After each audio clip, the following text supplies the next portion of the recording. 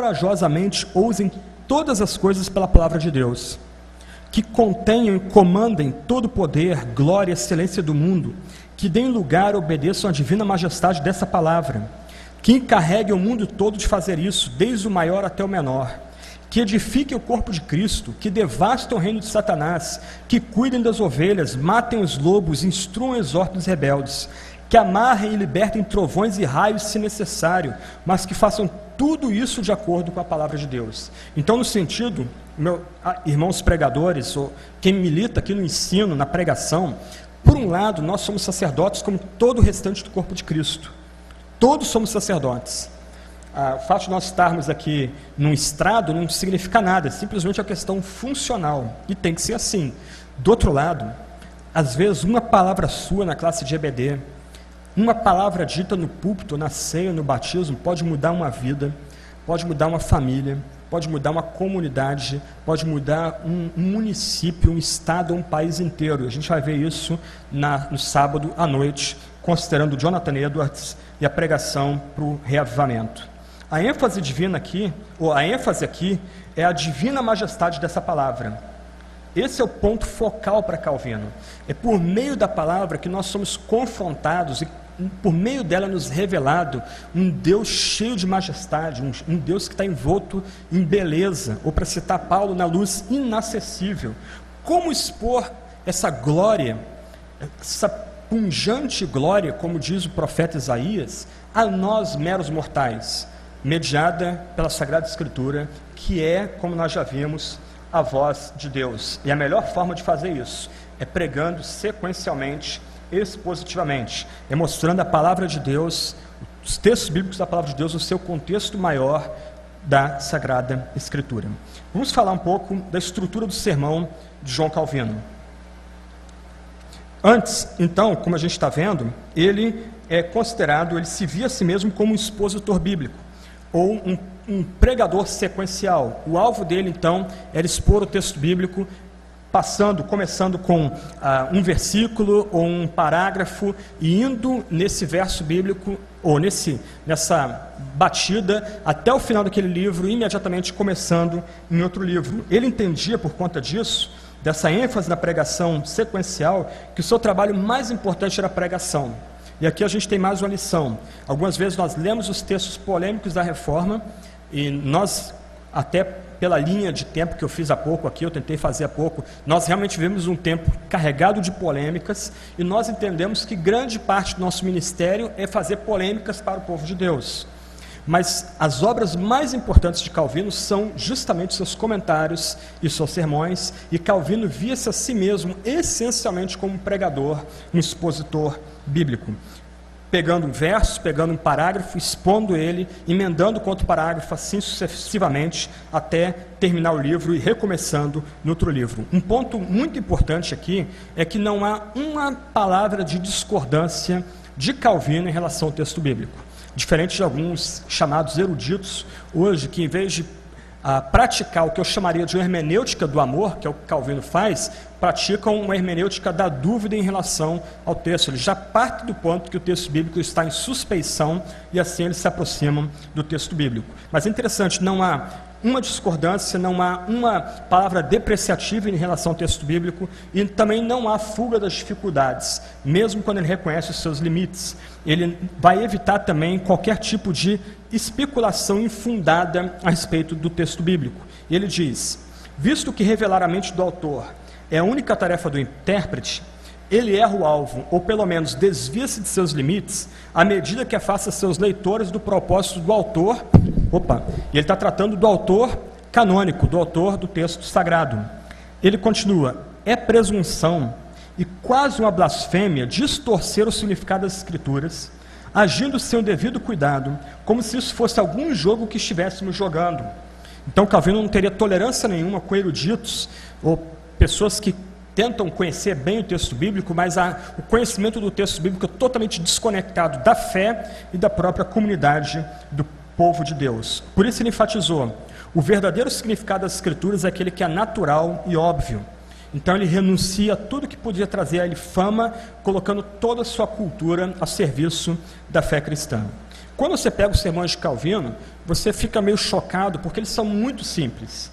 Eles não são elaborados como alguns sermões hoje são mais elaborados. Então, um sermão atual geralmente tem 3 pontos, tem a ideia central do texto, uma tentativa de resumir todo o texto, aquela ideia decomposta ou partilhada em 3, 4 premissas principais, cada premissa acompanhada por ilustração e aplicação, e depois uma conclusão. Os sermões de Calvino não eram assim, até porque ele não tinha tempo para escrever os seus sermões. Seus sermões eram todos pregados de forma extemporânea, sem nenhuma anotação, sem nenhum manuscrito.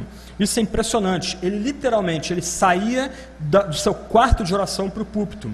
Ele estava meditando na passagem no seu quarto de oração, estava debruçado sobre aquela passagem, geralmente do texto original. Dali ele levantava dos seus joelhos, ia para o púlpito e pregava aquilo no qual ele estava meditando 30, 40 minutos atrás. Então o arranjo homilético, a estrutura do sermão é bem simples: introdução, corpo e conclusão. Deixa eu falar um pouco da introdução aqui. Aliás, um outro ponto, antes de entrar na estrutura do sermão: os sermões levavam no máximo 1 hora, entre 40 minutos e 60 minutos, nunca passavam de 60 minutos, e eram extremamente informais também. Lembra de Agostinho ontem? Ele levantava, se dirigia à comunidade, ele esperava respostas até emocionais daquela comunidade, alegria, riso, a participação no sermão como um diálogo. O mesmo se dá com Calvino. Um parênteses curioso aqui: quem pega os sermões de Daniel, publicados pela editora onde eu estou servindo, Fiel, é interessante que aqueles sermões foram pregados para adolescentes na cidade de Genebra. Um adolescente que vem a substituir Calvino, chamado Teodoro de Beza, subiu o púlpito e fazia uma leitura e uma análise da passagem do dia em hebraico. E mais ou menos 300 adolescentes, rapazes e moças, estavam ali sem nem piscar, anotando tudo que aquele rapaz de 17 anos estava dizendo. Depois que Calvino subiu no púlpito, pregava durante 40 minutos, 50 minutos, aquela passagem previamente analisada. Fecha parênteses.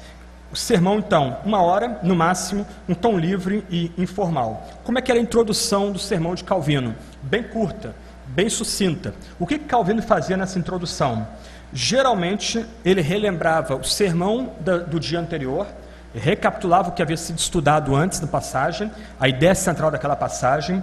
Ele também colocava aquele texto que vai pregar no dia dentro do contexto maior onde aquela passagem está inserida, e muitas vezes ele já dava o argumento central daquela passagem para o seu povo, resumindo toda a passagem numa única sentença, num único parágrafo simples, que as pessoas pudessem captar e gravar aquilo ali. Então, deixa eu fazer mais uma aplicação aqui.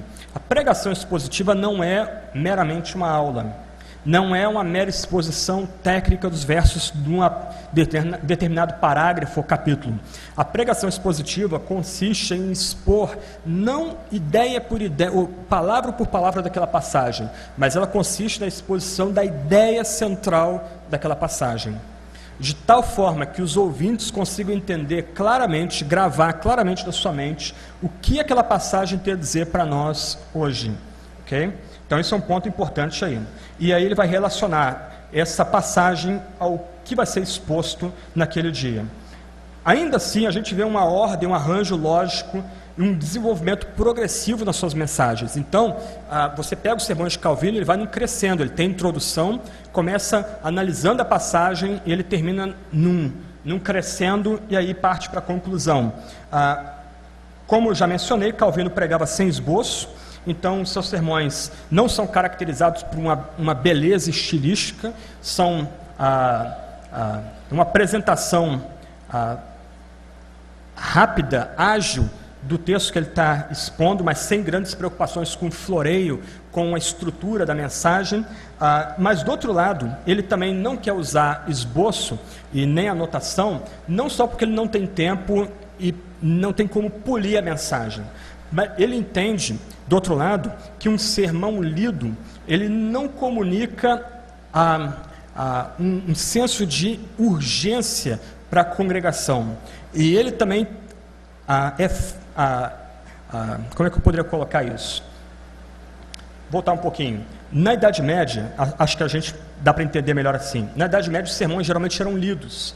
Então, o padre, o sacerdote, ele pegava a homilia e lia aquele texto, geralmente em latim, e ninguém entendia nada, mas a leitura geralmente era fria, sem pouca ênfase. O que Calvino quer fazer, ao evitar usar o esboço, ilustração, é não ficar preso ao papel, poder focar as pessoas e comunicar a mensagem de uma forma passional, calorosa, em ligação com as pessoas da comunidade. Ele não quer, por assim dizer, pregar por cima das cabeças das pessoas. Ele quer que as pessoas sejam impactadas com aquela passagem, e daí ele não quer ficar preso ao papel, ao texto. Então ele vai pregar tudo da cabeça dele, seguindo, usando o texto como Agostinho, como a estrutura da sua mensagem.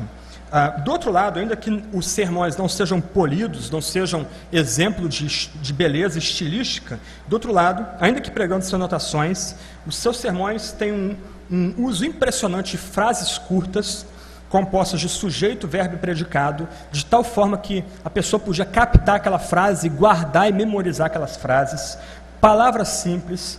Ainda que os tradutores dificultem um pouco a nossa aproximação da obra de Calvino aqui em português, no original, Calvino, como seu pai espiritual Agostinho, sacrificou a beleza, preferindo cometer um barbarismo e que as pessoas não entendessem do que pregar para ninguém entender. Então, as palavras muito simples, ele gasta alguns momentos, alguns sermões, inclusive explicando o significado daquela palavra na língua original e em como aquela palavra é usada no atual contexto dele, no francês do século XVI.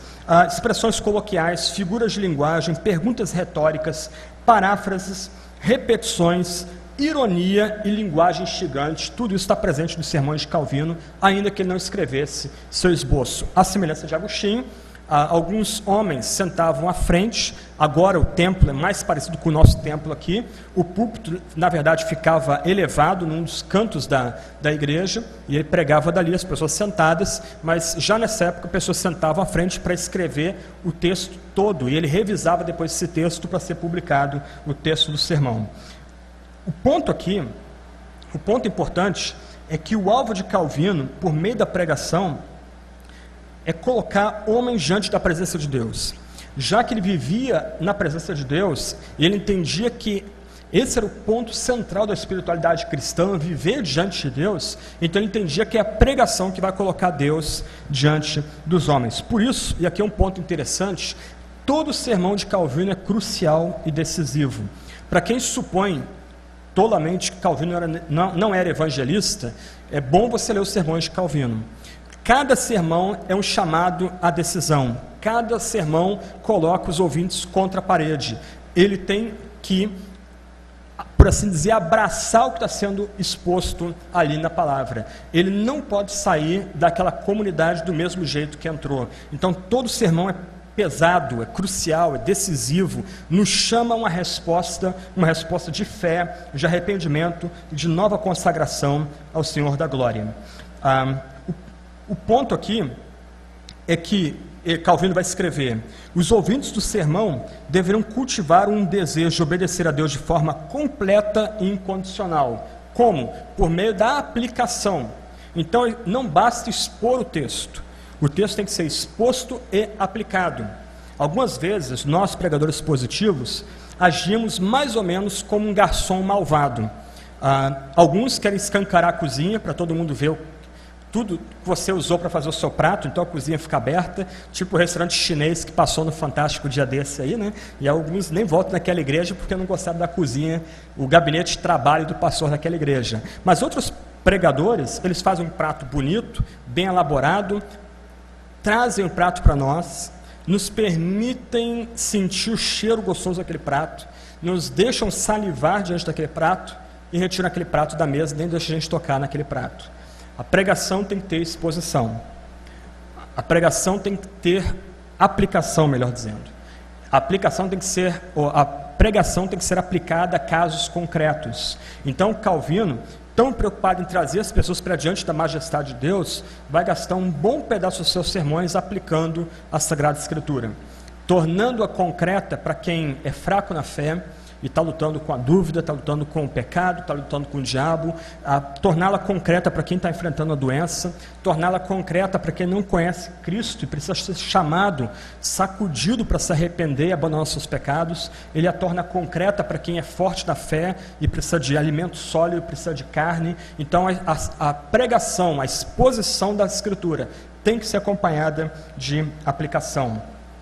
Ele continua: não assistimos à pregação meramente para ouvir o que não sabemos, como quero aprender, como um exercício intelectual, mas para sermos encorajados a fazer a nossa obrigação.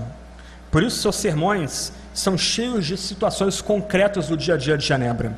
Você pega os sermões de Daniel, por exemplo, ele comenta a respeito de algum rei que caiu, de algum sinal de guerra no horizonte, de feirantes fraudando as balanças na feira, dos problemas do aumento de algum imposto. Então ele está sempre trazendo a Sagrada Escritura para a situação concreta, vivencial que ele está passando. E para isso, os sermões deles, então, o sermão dele é carregado de exortação pastoral, exame pessoal, repreensão amorosa, confrontação, e usando muitas vezes o pronome pessoal: vocês, vocês, vocês. Não que ele estivesse acima da comunidade, mas o que ele quer é forçar um confronto, é colocar a majestade, a glória de Deus diante daquelas pessoas assentadas na igreja de São Pedro.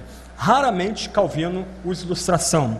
Isso para o leitor é até meio chato algumas vezes. Quando você compara com Lutero, por exemplo, Lutero é pitoresco, é engraçada os livros dele, de você ler, às vezes você se pega dando risada, e as ilustrações dele são sempre muito diferentes. Só você lendo Lutero, é bem interessante. Calvino não, ele resiste à ilustração. E quando ele usa a ilustração, ele geralmente usa uma ilustração bíblica, porque o alvo dele era cruzar a Bíblia, ou comparar texto bíblico com texto bíblico, de tal forma que as pessoas daquela comunidade pudessem ter o máximo de informações possível, saída da própria Sagrada Escritura. Mas ainda assim, ele vai usar metáforas, exclamações e outros recursos de oratória para tornar efetiva a sua mensagem. A conclusão também é bem breve. A gente está falando aqui da estrutura do sermão. A introdução, o corpo, que é a exposição do texto propriamente dita. Ele vai expondo ali, raramente ele vai expor versículo bíblico, como os puritanos que a gente vai considerar amanhã à tarde. Geralmente ele expunha parágrafos inteiros, ou às vezes o capítulo inteiro. Mas a ideia dele não é expor verso a verso, palavrinha por palavrinha, mas é expor a ideia central daquela passagem. Qual é a ideia central daquela passagem? E a gente agora fala da conclusão. A conclusão é curta, e na conclusão ele faz um apanhado de tudo que foi dito no sermão, num parágrafo curto, e depois ele instava, de forma bem direta, os seus ouvintes para que se submetessem ao Senhor em arrependimento, obediência e humildade. E ele concluía todo o sermão com oração, e as orações de Calvino são muito, muito bonitas. Eu recomendo, pega lá o comentário de Daniel, ou agora saiu recentemente, é comentário, mas na verdade são sermões de Calvino e Daniel. E saiu agora os sermões em Efésios. Todo o sermão é concluído com oração de 2, 3 parágrafos, muito bonita, e não só teologicamente rica, mas cheia de riqueza piedosa também. Quando a gente pensa em Atos 20,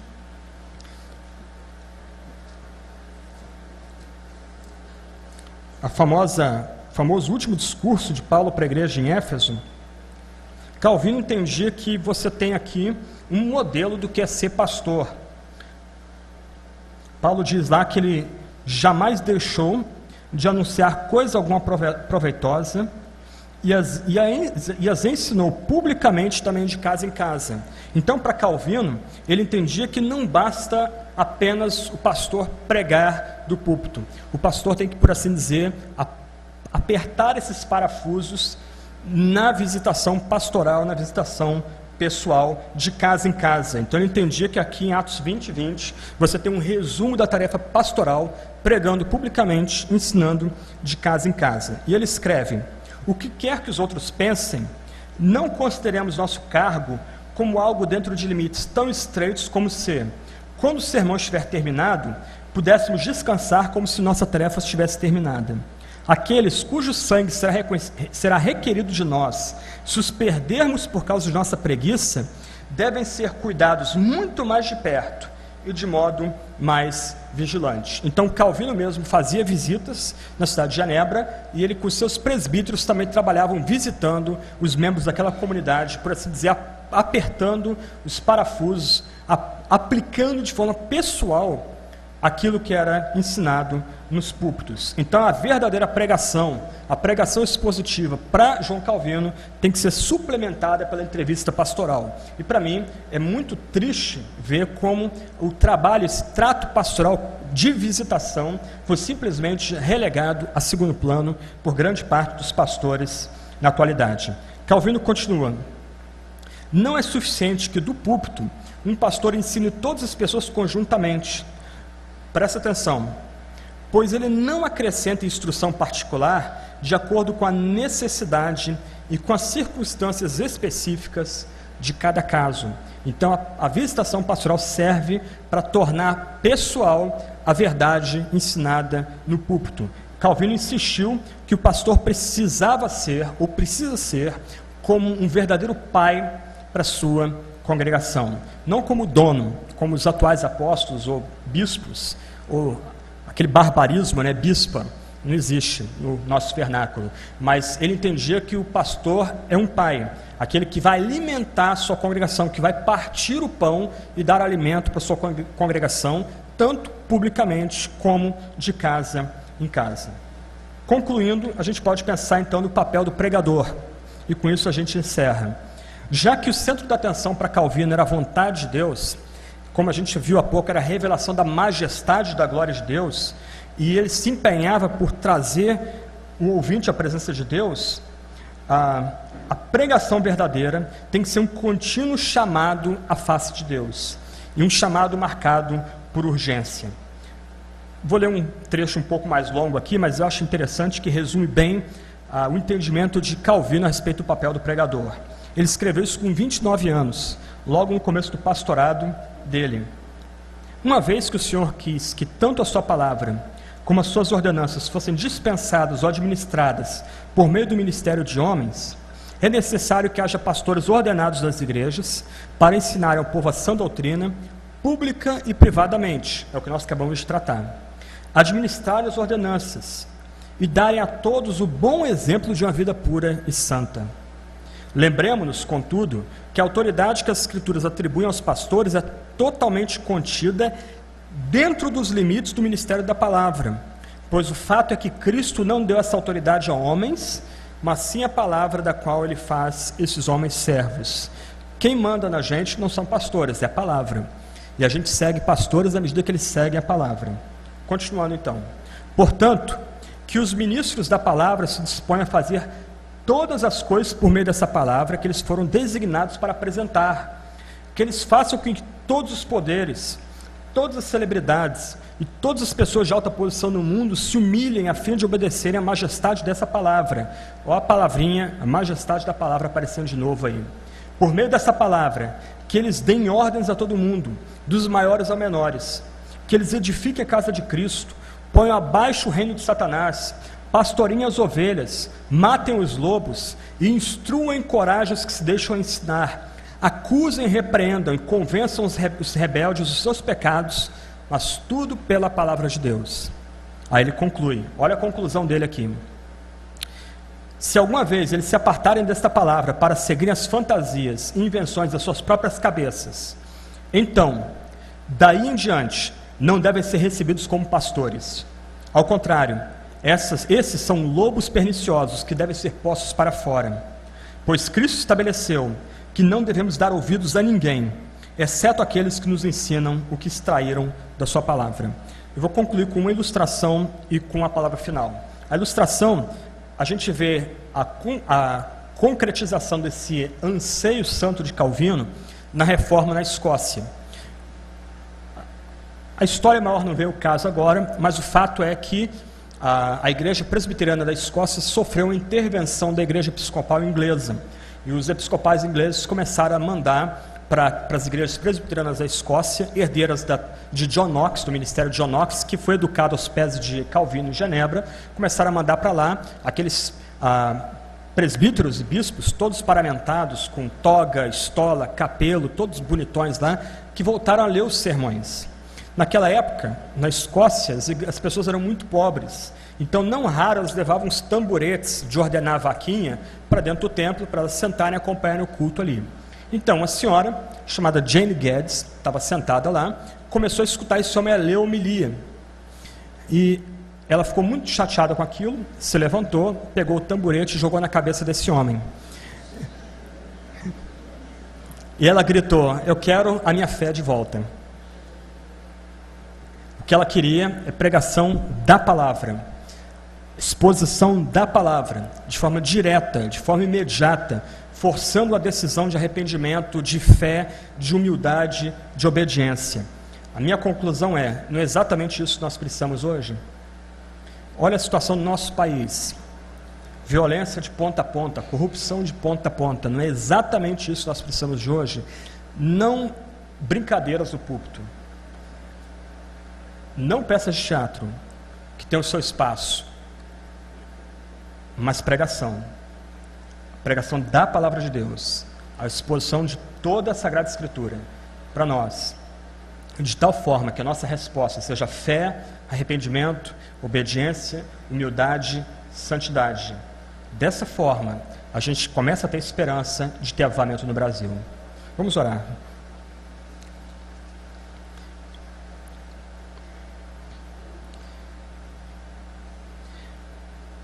Senhor, nós continuamos considerando essa grande nuvem de testemunhas. Ó Deus, que Jesus Cristo, que é autor e consumador da fé deles e nossa, venha reinar em nosso meio por meio da palavra. Ó Deus, levanta em nosso meio homens amantes da Tua palavra, homens devotos à Tua palavra, homens que não descansam em meditar a Tua palavra, para reparti-la entre nós, como pão que desce dos céus, como maná dado pela Tua santa mão. Ó Deus, nós estamos em sequidão, nós estamos pagando os nossos próprios pecados como igreja. Tem misericórdia de nós, não afasta a Tua palavra de nós.